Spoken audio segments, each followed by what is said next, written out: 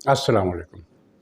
नाज़रीन, तोशाखाना केस के दोबारा काबिल समाअत करार देने के बाद इमरान खान की जो हवाइयाँ उड़ी हैं वो तो ज़ाहिर है, लेकिन उसने बिंदियाल से क्या फरमाइश की है? सुप्रीम कोर्ट से नहीं, सुप्रीम कोर्ट तो एग्जिस्ट ही नहीं करता। वो तो सितंबर में कहीं जाकर सुप्रीम कोर्ट बनेगा या बहाल होगा। अभी तो बिंदियाल कोर्ट चल रहा है, तो बिंदियाल कोर्ट से उसने क्या फरमाइश की है और फिर आईएमएफ से इसने क्या फरमाइश की और उसे क्या जवाब मिला, उससे भी इसकी घटिया जहनीत साबित होती है। वो भी बड़ी छोटी सी बात है, लेकिन बड़ी अजीबोगरीब किस्म की बात उसने की। और तीसरा मौजू नाज़रीन हमारा ये है कि हसन निसार ने पाकिस्तानी कौम को जो एक गलीस गाली दी है और पाकिस्तानी कौम को दुनिया की घटिया तरीन कौम करार दे दिया है, उस पर बहस चल रही है। तो उस पर अभी तक ये हैरत है कि किसी तरफ से किसी बड़े आदमी का, किसी इंतज़ामी यानी हुकूमती सतह के किसी आदमी का रद्दमल नहीं आया कि क्या पाकिस्तानी कौम को इस तरह की गलीस गाली देना, बल्कि गलीस तरीन गाली देना, क्या कानून के तहत जायज़ है और क्या सबको इजाज़त है कि वो पाकिस्तान को इस तरह की गलीज़ गालियाँ दे। तो इस पर हम बात करेंगे और इसका ये झूठ भी साबित करेंगे कि किसी का डीएनए आला होता है और किसी के डीएनए घटिया होता है। ये एक घटिया आदमी की घटिया सोच है। डीएनए खुदा की नज़र में सबके बराबर है। तो इसका कुछ पस मंज़र भी हसन निसार का। तो नाज़रीन, सर फहरिस्त ये है कि डिस्ट्रिक्ट सेशन कोर्ट इस्लामाबाद ने इस्लामाबाद हाई कोर्ट के फैसले के मुताबिक 7 दिन के अंदर अंदर तोशाखाना केस के काबिल समाअत होने या न होने का फ़ैसला कर दिया है। और वो फ़ैसला ये है कि ये केस काबिल समाअत है। इस दौरान इमरान खान की पूरी कोशिश थी कि वो इस केस को लटकाए ताकि ये लटकता रहे, लेकिन वो जहल आदमी भूल गया कि इस्लामाबाद हाई कोर्ट ने 1 हफ़्ते का टाइम फ्रेम दिया है जिसमें अदालत ने फ़ैसला करना है। अब सूरत हाल ये थी कि इसका एक वकील तो अदालत में पेश ही नहीं हो रहा था और दूसरा वकील जो पेश हो रहा था वो दलाइल देने से कतरा रहा था, जिसका मतलब यह है कि इनके पास कोई दलाइल थे ही नहीं, वरना ये दलाइल देते। इनको पता था कि 1 हफ़्ते के अंदर फ़ैसला होना है, तो हमें ऐसे दलाइल देने चाहिए कि जिससे हम ये साबित कर सकें कि ये केस काबिल समाअत नहीं है। और नाज़रीन, ये इमरान खान कोई इस हालिया अरसे में इसने ये राह फ़रार इख्तियार नहीं की। ये जब हुकूमत में था तब से ये केस चल रहा है और इसने इस केस को रुकवाने के लिए, इस केस को प्रोलॉन्ग करने के लिए, इस केस को ख़त्म कराने के लिए मसलसल कोशिश की। गोया कि ये लगभग 2 साल से इस केस से राह फ़रार इख्तियार कर रहा है, भाग रहा है, बचने की कोशिश कर रहा है। और इसकी इस फ़रारियत ने या मफरूरियत ने पूरी दुनिया को बता दिया है कि ये इस केस में मुजरिम है और मुजरिम है, मुलज़िम नहीं है, ये मुजरिम है। इसने खुद एतराफ़ किया कि हाँ, मैंने तोशाखाने से तोहफ़ लिए और बेचे, लेकिन कागज़ात में शो नहीं किए। इलेक्शन कमीशन को दाखिल कराए जाने वाले कागज़ात में शो नहीं किए। एक तो ये शो ना करना जुर्म है, दूसरा जुर्म इसका ये है कि इसने उनकी कम कीमत लगवाई, उसका भी इसने एतराफ़ कर लिया। पहले इसने कहा था कि नहीं, मैंने कोई कम कीमत नहीं लगाई, जो जिस भाव थे उसी भाव के हिसाब से, जो यानी कानून कायदा ज़ाब्ता है जिसके तहत कीमत लगवाई गई और वो कीमत जायज़ लगवाई गई, उसी कीमत का फिर मैंने चौथा हिस्सा जमा करा के वो बेच दिए। लेकिन अब फिर इसने नादानस्तगी में या जहालत में या दरोगो राह हाफ़ज़ाना बाशत के तौर पर ये मान लिया कि हाँ, रेट कम लगवाए गए थे, लेकिन ये मैंने नहीं लगवाए थे, ये मेरे मिलिट्री सेक्रेटरी का कसूर था। यानी इसने एक उज़्र लंग तराशा और उज़्र लंग तराशने में ये खुद ही फंस गया।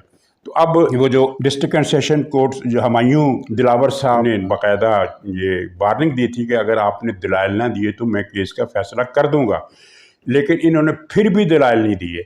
यानी इस वार्निंग के बाद भी दलाइल नहीं दिए, जिसका मतलब था कि सोचा समझा, पता नहीं ये क्या चाहते थे कि 1 हफ़्ता गुजर जाएगा और जज साहब फैसला नहीं कर सकेंगे तो खुद वो जाने, फिर इस्लामाबाद हाई कोर्ट जाने, हम बीच में से निकल जाएंगे।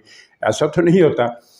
अब इन्होंने फरमाइश क्या की है, आज फरमाइश नहीं की है, फरमाइश ये परसों की इन्होंने की है बंदियाल साहब के सामने कि जनाब आप इस केस की समाअत बेशक ना करें, क्योंकि समाअत अगर होगी तो उसमें फिर ये सारा कच्चा चिट्ठा जो है वो खुल जाएगा कि आखिर ये भाग क्यों रहा है, और फिर ये भी पता चल जाएगा कि इसके पास तो कोई दलाइल ही नहीं है, कोई दलील नहीं है कि इस केस को क्यों ना चलाया जाए।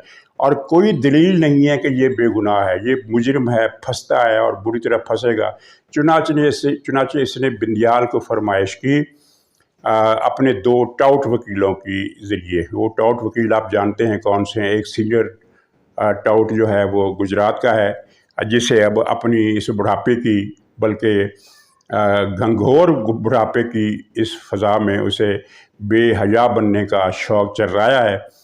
تو وہ ہے گجرات کا سینئر ٹاؤٹ، اور دوسرا ہے جنوبی پنجاب کا سینئر ٹاؤٹ۔ یہ 2 ٹاؤٹوں کے ذریعے اس نے پیغام پہنچایا ہے کہ اس کیس کو لٹکا دیا جائے، کیونکہ بندیال اس کام میں تو بہت ماہر ہے۔ 6-7 کیس اس نے عمران خان کے خلاف جو بنتے ہیں اس نے مسلسل لٹکائے ہوئے ہیں۔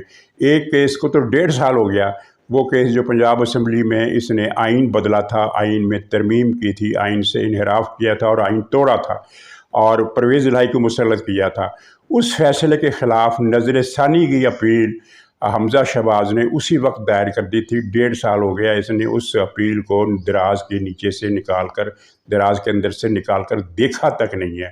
اسی طرح یہ حال ہی میں حکومت نے جو قانون سازیاں کی ہیں اور جو عدالتی کمیشن بنایا، وہ ججوں کی آڈیو لیک جس میں مظاہر ٹرکاں والے کی کرپشن کے بارے میں ثبوت مل جاتے تھے، وہ سارے ان پر سٹے دیا ہوا ہے، روکا ہوا ہے، لیکن کیس نہیں سن رہا۔ یہ اس کی عادت ہے، اور یہ ظاہر انتہائی شرمناک اور قابل مذمت عادت ہے کہ آپ انصاف دینے کے بجائے کیس کو دبا کر بیٹھ جائیں۔ تو عمران خان نے اسی عادت کا حوالہ دیتے ہوئے اس بندیال سے یہ کہلوایا ہے ان 2 ٹاؤٹوں کے ذریعے سے کہ اس کیس کو لٹکا دیں، یعنی اسٹے آرڈر دے دیں، ایڈیشنل اینڈ سیشن جج اسلام آباد کے فیصلے کے خلاف اسٹے دے دیں۔ جب وہ فیصلہ اگر آیا، یعنی 2 دن پہلے کی بات ہے، اور فیصلہ آج آ گیا، تو اس کا مطلب یہ ہے کہ وہ اس کی درخواست جو زبانی کلامی جمع کرائی گئی ہے اس میں یہ کہا گیا ہے کہ اسٹے دے دیا جائے۔ اور ماضی کا ریکارڈ یہ بتاتا ہے کہ عمران کے ٹاؤٹوں نے بندیال سے جو فیصلہ دینے کو کہا وہی فیصلہ آیا۔ جو فیصلہ دینے کو کہا وہ چیمبر میں ملتے ہیں، اس سے چیمبر میں مل کے اسے یہ عمران خان کا حکم پہنچاتے ہیں کہ عمران خان کا حکم یہ ہے کہ یہ فیصلہ اس طرح دے دو، تو وہ فیصلہ اسی طرح یہ دے دیتا ہے۔ اب اس کا عمران خان کو یہ کافی حد تک امید ہے، یقین تو نہیں کہہ سکتی لیکن کافی حد تک امید ہے کہ یہ عمران کے خیال میں کہ یہ بندیال کل پرسوں اس کی سماعت کرے گا، کیونکہ درخواست تو دائر ہو چکی ہے، تو کل پرسوں یہ سماعت کرے گا اور اسٹے دے دے گا، تاحیات اسٹے۔ تاحیات سے مراد یہ کہ جب تک یہ ریٹائر نہیں ہو جاتا، اور یہ ریٹائر ہوگا ستمبر میں۔ مطلب یہ ہے کہ یہ آج ہے 8 جولائی، تو جولائی کا تقریباً پورا مہینہ، اگست کا پورا مہینہ اور ستمبر کے 10-12 دن 15 دن، یہ گویا کہ 2.5 مہینے 2.25 مہینے اس کو اس کیس سے نجات مل جائے گی۔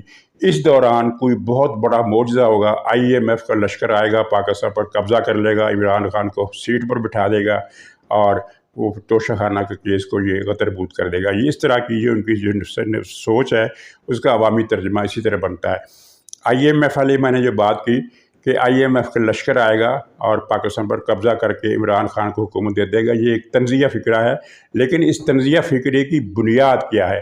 اس طنزیہ فکر کی بنیاد یہ ہے کہ جب IMF کا وفد اس سے ملا عمران خان سے، عمران خان نے اس سے کہا کہ آپ گارنٹی دیں کہ یہ مجھے الیکشن میں نااہل نہیں کریں گے، مجھے الیکشن لڑنے دیں گے۔ یہ باقاعدہ اس نے فکرہ کہا۔ اس فکرے پر IMF کا وفد بہت حیران ہوا اور اس نے کہا کہ جناب یہ تو ہم نہیں کر سکتے، گویا کہ انکار کر دیا۔ اور انکار کرنے کا جو الفاظ تھے وہ اس طرح تھے کہ ہم اس حد تک تو کسی بھی ملک کے معاملات میں مداخلت نہیں کر سکتے۔ یہ گویا کہ مہذب لفظ تھے، اور اس کا عمومی آبجیکٹو جو ترجمہ ہے وہ یہی بنتا ہے کہ IMF نے اس عمران خان کی یہ احمقانہ درخواست سنی اور اسے موقع پر مسترد کر دیا۔ کبھی اس طرح ہوتا ہے کہ IMF گارنٹی لے کر دے، IMF یہ کہے کہ فلاں مجرم کو بری کر دو، فلاں کے خلاف مقدمہ نہ چلاؤ، فلاں کو رہا کر دو، فلاں کو گرفتار کر لو۔ یہ چیزیں IMF کے یعنی اس کے دائرہ کار میں عمران خان کے خیال میں آتی ہیں، اس لیے اس نے IMF کے وفد سے یہ مطالبہ کیا۔ اور پھر جب IMF کے وفد نے انکار کر دیا، اور ظاہر انکار ہی کرنا تھا، اب اس احمقانہ بات پر وہ کیا جواب دیتے، تو پھر اس نے جب یہ دیکھا کہ یہ بجٹ تو یہ فنڈ تو پروگرام جو ہے یہ تو منظور ہو چکا ہے، اس کی منظوری میں کوئی رکاوٹ بھی نہیں ہے، اگر ہم رکاوٹ بنتے ہیں اور ہم یہ کہتے ہیں کہ نہیں پہلے ہمیں اہل کرواؤ، یعنی ہماری نااہلی روکو پھر ہم اس کی حمایت کریں گے، تو یہ تو بدنامی ہوگی، کیونکہ ایک بیکار قسم کی بدنامی، کیونکہ اس پروگرام کو تو اب نہیں رکنا ہے، یہ تو چلے گا۔ پھر اس نے مجبوراً آئی ایم ایف کے پروگرام کی حمایت کر دی اور غیر مشروط حمایت کی ہے۔ بعض لوگوں نے اس پر تبصرہ یہ کیا کہ دراصل فوج جو تھی وہ اس ساری گفتگو کو قریبی طور پر مانیٹر کر رہی تھی، اس لیے عمران خان نے کوئی منفی بات نہیں کی، حالانکہ یہ مفروضہ ابھی ایک بچگانہ سا ہے، یہ خیال یہ جو اندازہ جو لگایا گیا یہ بچگانہ ہے، اس لیے کہ عمران فوج کے خلاف جب بولتا ہے تو وہ بولتا ہے، پبلک میں بولتا ہے، غیر ملکی ایجنسیوں کو، نشریاتی اداروں کو انٹرویو دیتے ہوئے فوج کے خلاف بولتا ہے۔ ابھی کل ہی اس نے پھر یہ بکواس کی ہے کہ یہ جنرل عاصم نصیر نے نواز شریف سے لندن میں یہ وعدہ کیا تھا کہ پچھلے سال کی بات ہے، یعنی اپنی تقرری سے پہلے یہ وعدہ کیا تھا کہ تم مجھے آرمی چیف بنواؤ، میں پی ٹی آئی کا صفایا کر دوں گا، میں پی ٹی آئی کا خاتمہ کر دوں گا۔ اب یہ اتنا احمقانہ اور بے بنیاد، یعنی ایک عجیب گھٹیا قسم کا جھوٹ ہے جس کے اندر کوئی بنیاد تو ہونا کیا بات ہے، کوئی معقولیت بھی نہیں ہے۔ یعنی آرمی چیف نے نواز شریف سے یہ وعدہ کیا، یا نواز شریف نے آرمی چیف سے یہ وعدہ لیا کہ میں تمہیں آرمی چیف بناتا ہوں، تم نے پی ٹی آئی کے صفایا کرنا ہے، اور آرمی چیف نے کہا کہ میں صفایا کر دوں گا۔ حالانکہ جب سے عاصم منیر صاحب کی تقرری ہوئی ہے تب سے عمران خان کے خلاف کوئی بھی کارروائی نہیں ہوئی۔ یہ جو کچھ ہو رہا ہے اور جو کارروائیاں ہو رہی ہیں اور جو اس سے بڑھ کر آگے ہونے والی ہیں، ابھی تو عمران خان کے خلاف 10 قسم کے اور مقدمے بننے ہیں، تو یہ ساری چیزیں ہوئی ہیں 9 مئی کے بعد۔ اگر یہ 9 مئی نہ کرتا تو پھر حالات پہلے جیسے تھے ویسے ہی اب بھی ہوتے، اسی طرح معاملات چلتے رہتے۔ انجام کار عمران خان کا انجام تو وہی ہونا تھا جو ہونا ہے، لیکن اس میں پھر تاخیر ہو جاتی، یعنی ایک بہت لمبا پروسیس بنتا، اس میں کہیں جا کر عمران خان کو سزا ملتی، کیونکہ اس کے جرائم تو لامتناہی ہی ہے۔ لیکن 9 مئی کی واردات کر کے اس نے اپنی شامت اعمال کو قریب آنے کی دعوت دی، بلکہ شامت اعمال کو گلے لگا لیا۔ تو اب یہ جھوٹ بول رہا ہے۔ اب یہ جھوٹ کسی کی سمجھ میں آ سکتا ہے کہ کسی آرمی چیف کی تقرری اس وعدے پر کی گئی ہو کہ وہ آ کر پارٹی کا صفایا کر دے گا؟ اس طرح کبھی ہوا ہے دنیا میں یا پاکستان میں اس طرح ہوا ہے؟ اور اس وقت جب عاصم منیر صاحب کی تقرری ہوئی تھی تو عاصم منیر صاحب کی تو نواز شریف سے کوئی ملاقات تھی نہ کوئی رابطہ تھا۔ نواز شریف سے جتنے رابطے ہو رہے تھے، یہ ریکارڈ پر ہے، جتنے رابطے ہو رہے تھے وہ سب باجوہ کے وایا ہو رہے تھے، یعنی باجوہ شہباز شریف صاحب سے منتیں کر رہا تھا، یا ان کو دھمکیاں دے رہا تھا، اور باجوہ کی ایما پر کچھ لوگ لندن میں نواز شریف صاحب سے مل رہے تھے۔ مقصد یہ تھا کہ باجوہ کو توسیع دے دو۔ ان دنوں جتنی بھی ایکٹیویٹیز ہوئی وہ باجوہ کے گرد گھوم رہی تھی، نہ کہ عاصم منیر صاحب کے گرد۔ نواز شریف نے جب فائنلی نام مسترد کیا باجوہ کا کہ اس کو توسیع نہیں دینی، اور یہ فیصلہ حتمی سنا دیا پارٹی قائد کے طور پر کہ تقرری میرٹ پر ہوگی، تو تب یہ عاصم منیر صاحب کی تقرری ہوئی ہے۔ اس کا عمران خان کے معاملے سے کیا تعلق ہے؟ اور خود بھی اس نے 2-3 مہینے پہلے کہا تھا کہ میرا تو عاصم نصیر سے کوئی جھگڑا ہی نہیں ہے، میں عاصم منیر صاحب بھی ان کا بھی میرے ساتھ کوئی جھگڑا نہیں ہے۔ یہ تو نیچے کو 2-3 ڈرٹی ہیری قسم کے لوگ بیٹھے ہوئے ہیں، مسٹر ایکس، مسٹر وائی اور ڈرٹی ہیری اور پتہ نہیں، یہ نیچے کچھ لوگ بیٹھے ہوئے ہیں جو فوج کے اور ہمارے تعلقات خراب کرا رہے ہیں۔ یعنی جنرل عاصم منیر صاحب کے میرے تعلقات جو خراب کر رہے ہیں، یہ نچلے درجے کے 4-5 لوگ ہیں، یہ وہ خراب کرا رہے ہیں۔ عاصم منیر صاحب کا ارادہ کوئی ایسا نہیں ہے میرے خلاف، اور نہ میرا ارادہ ان کے خلاف ہے۔ اب یہ خود اس نے مانا ہے 2-3 مہینے پہلے، اور مسلسل مانا ہے کہ عاصم منیر صاحب سے تو میرے کوئی مسئلہ نہیں ہے، کوئی اختلاف نہیں ہے، یہ اختلاف پیدا کرنے والے چند دوسرے لوگ ہیں۔ اور اب اس نے یکایک پلٹی کھائی، بلکہ کلٹی لگائی، اور یہ کہہ دیا کہ عاصم منیر صاحب نے تقرری سے پہلے میری پارٹی کو کرش کرنے کا فیصلہ کر لیا تھا۔ یہ اس طرح کا جھوٹ ہے۔ تو یہ جناب آئی ایم ایف کا قصہ ہے۔ ناظرین، حسن نثار صاحب نے پرسوں ایک ٹی وی پر بیٹھ کر، سما ٹی وی پر بیٹھ کر کچھ بکواسات کی، اور ایسی بکواسات کی کہ جو تاریخ میں کسی نے کسی قوم کے خلاف اس طرح کی بکواس، گندی غلیظ گفتگو نہیں کی ہوگی۔ حسن نثار وہ آدمی ہے جو اپنے 10 منٹ کے پروگرام میں 42 گالیاں دیتا ہے۔ گالیوں کو بغیر اس کی کوئی بات نہیں بنتی۔ تکبر اتنا کہ پاکستان میں میرے خیال میں 22 کروڑ آبادی میں کسی اور کے اندر، عمران خان کو مائنس کر کے، کسی اور کے اندر اتنا تکبر نہیں ہوگا جتنا مظاہرہ یہ شخص کرتا ہے۔ اور اس سے یہ بھی ثابت ہوتا ہے کہ حالات اور واقعات کی جو مایوس کن فضا ہے ان لوگوں کے لیے، اس نے صرف عمران خان کا دماغی توازن ہی متاثر نہیں کیا، بلکہ حسن نثار کے دماغی توازن کو، جو پہلے ہی سے غیر متوازن تھا اور بری طرح متاثر تھا، اس کو اور مزید زیادہ ڈیواسٹیٹ کر دیا ہے۔ اور اس نے یہ بکواس بکی، اس نے بکواس کیا بکی؟ کہا کہ میں تو وسط ایشیا سے آیا ہوں اور میرا ڈی این اے جو وسط ایشیا کا، وسط ایشیا کے جنوب سے ہے۔ وسط ایشیا کے جنوب سے مراد ہے وہ وادی، کیونکہ ایک ہی وادی ہے جو تین ملکوں میں تقسیم ہے، کرغزستان میں، تاجکستان میں اور ازبکستان میں، جس کو وادی فرغانہ کہتے ہیں۔ اور اس کے مغرب میں پھر ترکمانستان ہے، پھر شمال میں قازقستان ہے۔ تو یہ جنوب کا علاقہ یہ بنتا ہے، اور ظاہر ہے یہ جنوب کا علاقہ وہی ہے جس کو ساری دنیا جانتی ہے کہ وسط ایشیا کے وہ سارے فاتحین جنہوں نے پھر بر صغیر بھی فتح کیا اور جو ایران کی طرف بھی گئے، وہ سارے کے سارے وادی فرغانہ اور اس کے ارد گرد کے علاقے سے تعلق رکھتے تھے۔ تو اب اس میں باقی جو سب ہیں وہ گھٹیا قوم کے لوگ ہیں، ہندوستان کے، پھر پاکستان کے، اور پاکستان کے تو خیر بہت ہی غلیظ ترین گھٹیا قسم کے لوگ ہیں۔ دنیا کے سب سے گندی قوم جو ہے حسن نثار کے خیال میں پاکستانی ہے۔ اس کے الفاظ یہ ہیں کہ یہاں بھاری اکثریت میں جو ڈی این اے ہے وہ دنیا کا غلیظ ترین ڈی این اے ہے۔ اب بھاری اکثریت کا مطلب کلیئر ہے، 50-55% ہو تو وہ اکثریت کہلاتی ہے، سادہ اکثریت۔ اگر 55 سے 75% تک جو اکثریت ہو اسے بڑی اکثریت کہتے ہیں، اور معاملہ 75% سے بھی بڑھ کر 85-90% تک چلا جائے تو اسے پھر کہتے ہیں بھاری اکثریت۔ جس طرح نواز شریف نے 2/3 سے زیادہ مینڈیٹ لیا تھا تو اس کو بھاری مینڈیٹ کہا گیا تھا۔ تو حسن نثار کے خیال میں پاکستان کی 85% یا 90% آبادی گھٹیا ترین ڈی این اے کی مالک ہے۔ یہ لوگ انسان ہی نہیں ہیں۔ اچھا، اس میں اب 2 باتوں کو میں تشریح کر دوں۔ پہلی بات یہ ہے کہ پاکستان کی بھاری اکثریت کا ڈی این اے جو ہے وہ آرین ہے، یا عربی ہے، یا ایرانی ہے، یا افغانی ہے، یا ترکستانی ہے پاکستانی قوم میں۔ یہ باقی لوگوں کو تو آپ جانتے ہیں، جو عرب ہیں، سید ہوتے ہیں، علوی ہوتے ہیں، علوی ہوتے ہیں، اور فاروقی ہوتے ہیں، یہ عباسی، یہ سارے عرب ہیں۔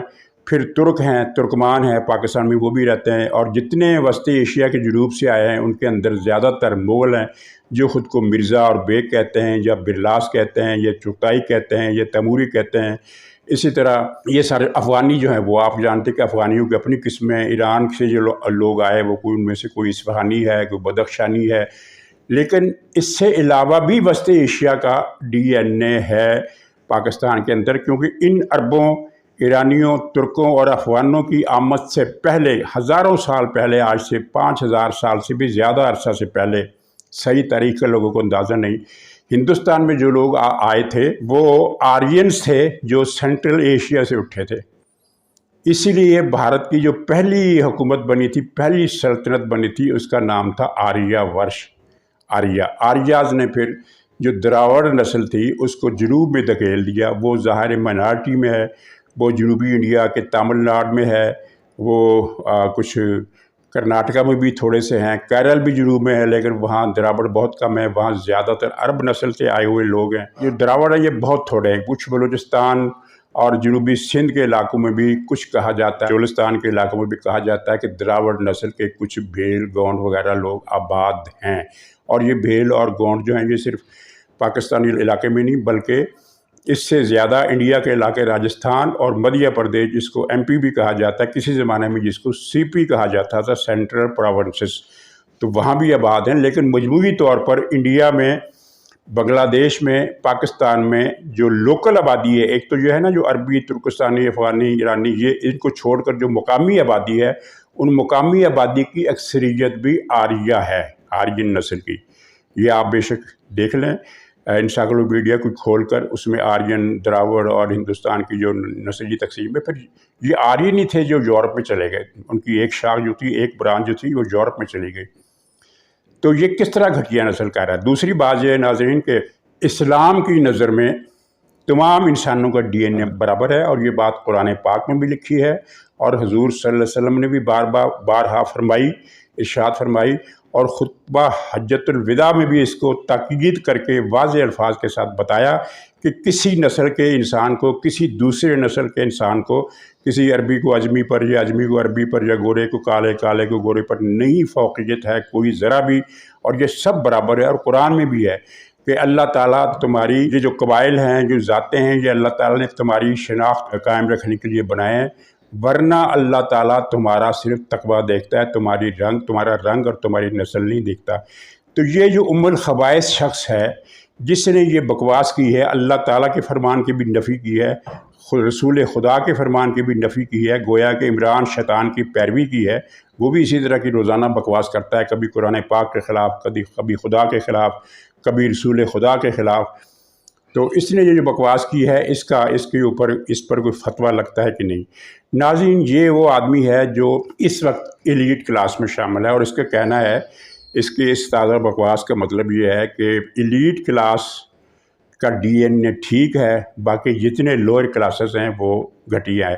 اور ناظرین، پاکستان میں ایلیٹ کلاس دو قسم کی ہے، ایک جو ہے پشتینی، یعنی اس کا باپ بھی نواب تھا، اس کا دادا بھی نواب تھا، انگریزوں کے زمانے سے، اس سے پہلے کے زمانے سے، مغلوں کے زمانے سے نواب در نواب، نواب در نواب چلے آ رہے ہیں، یا رئیس ابن رئیس تھے، جاگیردار تھے، وڈیرے تھے، یا جو بھی کہہ لیں، اور انگریزوں کے زمانے سے یا جو جرنیل بنے، ان کا بیٹا بھی جرنیل بنا، پھر پوتا بھی جرنیل بنا، تو وہ نسل در نسل اشراف ہو گئے۔ ایک اشراف وہ ہے جو آج سے کچھ عرصہ پہلے تک جوتیاں چٹکھاتے تھے، پھٹی ہوئی چپلیں پہنتے تھے، اور پھر اربوں پتی بن گئے، ان میں یہ حسن نثار بھی شامل ہے۔ یعنی یہ پہلے اسفل السافلین طبقے میں تھا بقول اس کے، اب اشرافیہ میں شامل ہوا۔ اور اشرافیہ میں کیسے شامل ہوا؟ اس نے بے نظیر کا پبلسٹی ونگ سنبھالا بے نظیر کے دور حکومت میں، پہلے دور حکومت میں، اور پھر اس سے کروڑوں روپے اس کو دیے گئے، آج کے وہ اربوں روپے بنتے ہیں، بے نظیر کے دور میں 1 کروڑ روپیہ آج کے 2-3 ارب روپے کے برابر بنتا ہے۔ وہ پیسہ یہ سارا کھا گیا، پبلسٹی کا کام کوئی نہیں کیا، پارٹی کا کام کوئی نہیں کیا، سارے کا سارا پیسہ کھا گیا۔ اور صرف یہی نہیں، اس کے بعد ماشاءاللہ پاکستانی تاریخ کا جو دردناک ترین باب آتا ہے، جس میں ہماری ہی باڑ نے ہماری ہی فصل کو کھا لیا۔ یعنی پہلے ایوب خان آیا، یحییٰ خان آیا، پھر مشرف آیا، پھر رحیل شریف آیا، اور اصل بدماشی خباثت رحیل شریف کے دور میں شروع ہوئی، جب وہ جنرل پزا باجوہ جو اربے روپے لوٹ کر پاکستان سے باہر بھاگ گیا ہے، اور پھر رحیل شریف، اور اس کے بعد بجو باجوہ، جس نے پھر وہ غفورہ تھا، فیض تھا، ان لوگوں نے ایک ڈرامہ کیا، وہ 5ویں پشت کی پتہ نہیں کون سی جنگ، ابلاغی جنگ، کہ کیا وہ عجیب و غریب واہیات قسم کی ٹرم تھی، اور عجیب و غریب اور واہیات ترین وہ جنگ تھی۔ اس جنگ کا مقصد تھا پاکستانی عوام کو گمراہ کرنا، آئین کے خلاف انہیں متحرک کرنا، اور سیاستدانوں کے خلاف، اور جمہوریت کے خلاف، اور پارلیمنٹ کے خلاف لوگوں کے اندر نفرت پیدا کرنا، یہ تھا اس جنگ کا مقصد۔ اور اس جنگ کے لیے ISPR نے جن لوگوں کو بھرتی کیا، جن کی تعداد 40 سے زیادہ تھی، وہ سارے کے سارے خیر سے اب ارب پتی ہیں۔ ان 40-50 افراد میں کم سے کم 40 تھے، زیادہ بھی ہو سکتے ہیں، ایک حسن نثار بھی تھا۔ ISPR نے ان لوگوں سے ترانے لکھوائے، نعرے بنوائے، ٹویٹ کروائے، پروگرام کروائے، سب کا ایک ہی مقصد تھا کہ آئین کو گالی دینی ہے، جمہوریت کو گالی دینی ہے، پارلیمنٹ کو گالی دینی ہے، صدارتی نظام کے حق میں بات کرنی ہے، عوام کو گالیاں دینی ہے، عوام سے نفرت سکھانی ہے، عوام کے اندر انتشار پیدا کرنا ہے، عوام کے اندر فرقہ واریت پیدا کرنی ہے، عوام کے اندر نسلی خانہ جنگی کی راہ ہموار کرنی ہے۔ یہ سارے مقاصد بجو باجوہ، اور اس سے پہلے رحیل شریف، اور وہ پزا باجوہ، اور غفورہ شفورہ، فیضو شیضو، یہ سب اس جنگ کے ایک سپہ سالار تھے۔ تو اس جنگ میں ISPR نے حسن نثار اور اس جیسے 30-40-50 اور لوگ بھرتی کیے، جن کو اربوں روپے دیے گئے، اربوں روپے، کروڑوں لاکھوں نہیں، اربوں روپے دیے گئے۔ ان میں سے ایک تو خیر وہ مارا بھی گیا، ایک وہ ہے جو آج کل لاپتہ ہے، اور 3-4 جو ہیں وہ مفرور ہیں، ملک سے باہر ہیں، اور 10-12 جو ہے وہ تھوڑا قدرے خاموش ہو گئے ہیں، لیکن 20-25 کے قریب اب بھی سرگرم ہیں مختلف ٹی وی چینلز پر، اور ان میں یہ ایک حسن نثار بھی شامل ہے۔ اب اس نے اتنی بڑی گالی دی ہے جو پاکستان کی تاریخ میں اس سے پہلے کسی نے نہیں دی، نریندر مودی نے نہیں دی۔ وہ جو یو پی کا وزیر اعلیٰ ہے یوگی آدتیہ ناتھ یوگی، اس نے بھی پاکستان کو اتنی بڑی گالی نہیں دی۔ اس سے پہلے جو بھی پاکستان کے دشمن پیدا ہوئے، جنرل وہ کیا نام تھا اس کا، جگجیت سنگھ اروڑا، مانک شاہ، اندرا گاندھی، اور اس کے دور میں دوسرے لوگ، ان لوگوں نے بھی پاکستان کو اتنی بڑی گالی نہیں دی۔ دنیا میں کسی بھی جگہ اسرائیل نے، امریکہ نے، یورپ، امریکہ، ہر جگہ پاکستان کی دشمن لابیاں بیٹھی ہوئی ہیں، کسی بھی لابی نے پاکستان کو اور پاکستانیوں کو اتنی غلیظ گندی گالی نہیں دی جو ماں بہن کی 1000 گالیوں پر بھاری ہے۔ اس نے کہا کہ پاکستانی گھٹیا ترین قوم ہے، گھٹیا ترین ہے، جس کا ڈی این اے دنیا بھر میں غلیظ ترین ڈی این اے پاکستانی قوم کا ہے۔ پاکستانی قوم کو اتنی بڑی گالی کا تصور بھی نہیں کیا جا سکتا۔ اب کوئی پوچھے جا کے وزیر اعظم شہباز شریف سے، army chief general Asim Munir صاحب سے، کہ جناب کیا پاکستان کو اتنی بڑی گالی دینے کی کسی اور کو بھی اجازت ہے؟ یہ اجازت نامہ صرف حسن نثار کے لیے مختص کیا گیا ہے، جس کو ملی ترانے رکھنے کے لیے، گانے کے لیے تم نے اسکرپٹ بنانے کے لیے بھرتی کیا ہوا ہے، اور اب بھی سنا ہے اس کو رقم مل رہی ہے وہاں سے۔ تو ناظرین، یہ ایک دردناک معاملہ ہے اور بہت تکلیف دہ معاملہ ہے۔ تو بہرحال کیا کیا جا سکتا ہے؟ شہباز شریف صاحب تو مست قلندر قسم کے وزیر اعلیٰ ہیں، ان کی تو ساری عنایات ہی ان پر ہوتی ہیں جو اسی قسم کے لوگ ہوں، ثاقب نثار ہو یا بجو باجوہ ہو۔ بجو باجوہ کے تو شہباز صاحب مرید تھے، اور پھر وہ بندیال صاحب کے تو وہ عاشق ہیں۔ بندیال صاحب کو قدم قدم پر انہوں نے فائدہ پہنچایا ہے، ان کی مرضی کے جج دیے، ان کی مرضی کا اٹارنی جنرل دیا۔ اب بھی جو اٹارنی جنرل لگا ہوا ہے وہ حکومت کا آدمی نہیں ہے، وہ بندیال کا آدمی ہے، وہ عمران کا آدمی ہے، اور بندیال کی تنخواہ میں بھی 2.5 لاکھ روپے کا اضافہ کر دیا۔ غریبوں پر شہباز شریف نے ٹیکس در ٹیکس لگائے ہیں، کوئی مد ایسے نہیں چھوڑی ہے شہباز شریف صاحب نے کہ غریبوں کے لیے سانس لینا بھی ممکن رہے۔ لیکن وہی شہباز شریف جو غریبوں کی گردن پر دونوں پاؤں رکھ کر کھڑا ہو گیا ہے، وہ بندیال کو فائدے پہنچا رہا ہے۔ اس سے اب کیا مطالبہ کرے کہ حسن نثار کو پکڑے؟ بہرحال اجازت دیجیے، انشاءاللہ اگلے پروگرام میں پھر ملاقات ہوگی، تب تک کے لیے خدا حافظ۔